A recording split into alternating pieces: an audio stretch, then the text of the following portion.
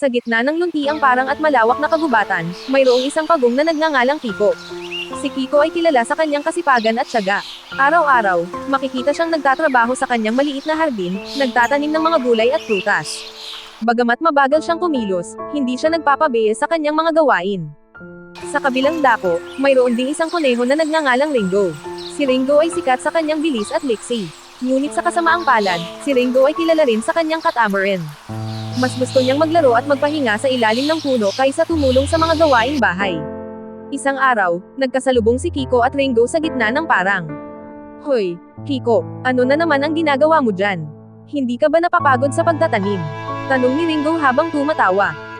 Hindi naman, Ringo. Masaya ako sa ginagawa ko. Alam kong balang araw, magbubunga rin ang aking mga pagsisikap, sagot ni Kiko. Pagsisikap, bakit ka pa magpapakahirap? Mas masarap kaya ang maglaro at magpahinga, sabi ni Ringo sabay takbo at talon sa paligid.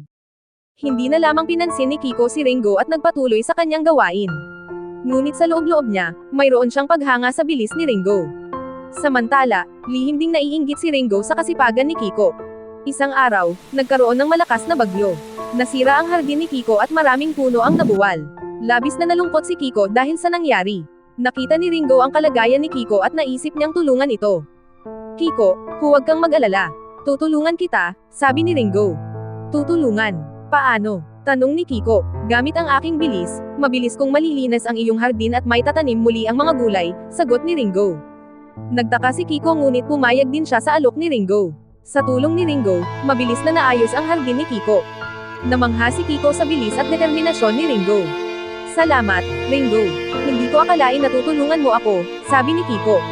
Walang anuman, Kiko. Napagtanto ko na hindi sapat ang bilis kung walang kasipagan. Natutunan ko sa iyo ang halaga ng pagtitiyaga, sagot ni Ringo. Mula noon, naging matalik na magkaibigan si Kiko at Ringo. Tinuruan ni Kiko si Ringo ng kasipagan at pagtitiyaga, habang tinuruan naman ni Ringo si Kiko ng pagiging masaya at malikhain.